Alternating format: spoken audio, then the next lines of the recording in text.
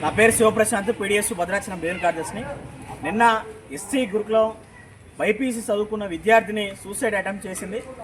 Suicide attempt కారణాలు ఏంటి అని చెప్పేసి ఒక పక్క టీచర్స్ కానీ, అక్కడ ఉన్నటువంటి హెచ్ఎం ప్రిన్సిపల్స్ కానీ, జిల్లా అధికారి ఆర్సీఓ గారు కూడా స్పందించాలని చెప్పేసి అన్నప్పుడు ప్రభుత్వ ఆసుపత్రికి హడావుడిగా తీసుకొచ్చిన సందర్భంలో ఆ అమ్మాయికి ప్రాణహాని లేదని చెప్పేసి డాక్టర్ నిర్ధారించిన తర్వాత ఏం జరిగిందని చెప్పేసి అడిగిన తర్వాత ఇప్పుడు ఈరోజు ఆర్సీఓ గారు అట్లాగే సంబంధించినటువంటి ప్రిన్సిపల్ గారు గోరుతో గీసుకుందని చెప్పేసి చెప్తా ఉన్నారు. అక్కడ అమ్మాయికి 3 కుట్లు పడ్డ తర్వాత కూడా గోరుతో గీసుకుంటే 3 కుట్లు పడతాయని చెప్పేసి కూడా అధికారి సమాధానం చెప్పాల్సిన అవసరం ఉంది.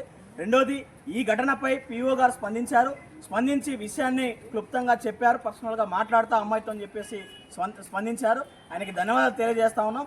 విద్యార్థి సంఘాలుగా ఒక పక్క అమ్మాయి సూసైడ్ అటెంప్ట్ చేయడానికి కారణం మా సిఓఎల్ సంబంధించినటువంటి విద్యార్థులే నాకు దానికి కారణం అని చెప్పేసి బహిరంగంగా చెప్పిన తర్వాత, పోలీసు వారు వచ్చిన తర్వాత, అన్ని వాళ్ళు మాట్లాడిన తర్వాత కూడా అదే పద్ధతిలో అధికారులు మాత్రం అదేం లేదు అని చెప్పేసి ఒక పక్క ఈ సమస్యని పక్కదోవ పట్టిస్తూ ఉన్నారు.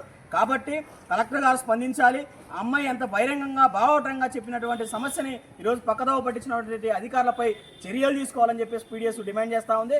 రెండోది, విద్యార్థిని సంబంధించిన దాంట్లో లోనీగా ఫీల్ అయిందని చెప్పేసి అధికారులు చెప్తా ఉన్నారు. లోనీగా ఫీల్ కానీ కారణం ఏంటనేది కూడా ఈరోజు దాని సమగ్ర విచారణ జరిపించాలి. కాబట్టి ఆ విచారణ తప్పు ఒప్పులు తెలియకోకుండా అట్లా మాట్లాడడం సరికాదని చెప్పేసి కూడా పీడిఎస్ చెప్తా ఉంది. కాబట్టి ఈ ఘటనని మాత్రం కప్పుపుచ్చడం కోసం ప్రయత్నం చేస్తే ఖచ్చితంగా ధర్నాలు రాష్ట్రోకులు చేస్తామని చెప్పేసి, అది ఎస్ఎఫ్ఐ కానీ పీడిఎస్గా ఖచ్చితంగా నిరంతరమైన పోరాటాలు నిర్వహిస్తామని చెప్పేసి అధికారులను హెచ్చరిస్తా ఉంది.